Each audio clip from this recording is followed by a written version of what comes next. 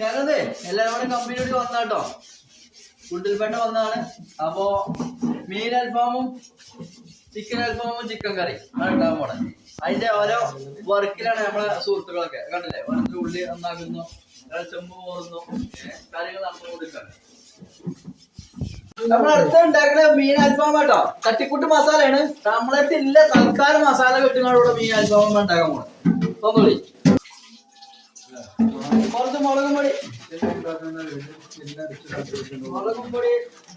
കുറച്ച് മഞ്ഞപ്പൊടി,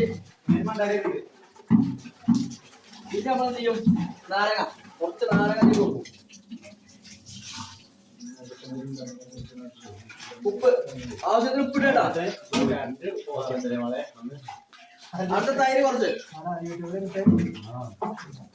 എന്നിട്ട് നമ്മൾ നല്ലോണം മിക്സ് ആക്കും. അതെ ഉപ്പിട്ടാക്കാം.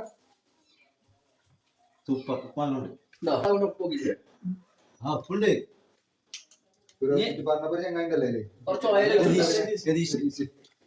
ഇന്ന് രതീഷിനോട് ഉപ്പുണ്ടാക്കാൻ പറഞ്ഞ മാറി കേട്ടോ. അതിനോട് ഉപ്പുണ്ടാക്കാൻ പറഞ്ഞത് നല്ല രസമുണ്ട്. കുറച്ച് മുളക് പൊടി കൂട്ടിയിട്ടുണ്ട്. കാരണം എന്താ വെച്ചാല് ഒന്ന് എരി കൂടി പോട്ടെ സോപ്പിന്റെ അത് പച്ചച്ചോയ മാറാൻ വേണ്ടിട്ടാണ്. ഓക്കെ അല്ലല്ലോ അൽഫാമിലെ മീൻ നമ്മൾ വരുന്ന സെറ്റ് വെക്കണം. കുറച്ച് വലിയ ജീരകം കേട്ടോ. നമ്മൾ നേരത്തെ വലിയ ജീരകം പറഞ്ഞിട്ടുണ്ടായില്ല, മറന്നാണ്. പറഞ്ഞോളൂ. സൂപ്പറായിട്ട് മസാല തേച്ച് വെച്ചിട്ടോ, നാച്ചുറലാട്ടോ. അല്ലേ ചെക്കന്മാർക്ക് മീൻ അൽഫാമും ആണെന്നുണ്ടോ. ഇതിനൊരു 3/4 മണിക്കൂർ മസാല പിടിക്കാൻ വേണ്ടിയാണല്ലേ ഇതേമാതിരി സെറ്റാക്കി വെക്കും നമ്മള്. എന്നിട്ടാണ് നമ്മള് എന്ത് ചെയ്യാ അടുത്ത അൽഫാമിന്റെ പരിപാടി തുടങ്ങാം കേട്ടോ. നമ്മളെ പിള്ളേരെ അൽഫാം ഉണ്ടാക്കാൻ വേണ്ടിയിട്ട് കത്തിക്കാട്ടോ, കണലുണ്ടാക്കാണ്. കട്ട വെയിറ്റിങ്ങിലാ. ഇതായിട്ട് വേണം ഒന്ന് ഫുഡ് കഴിക്കാൻ പറഞ്ഞാൽ നടക്കുക.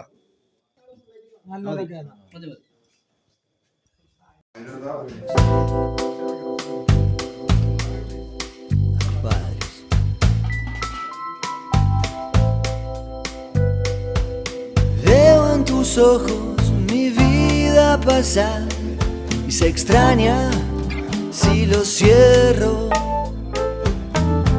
Y si mañana nos toca no estar, miro al cielo y te veo. Pero ya sé que no voy a olvidar tu perfume de febrero. Cuando la noche me venga a buscar, que me lleve con tu viento. Y si la noche me viene a buscar, que me lleve con tu viento.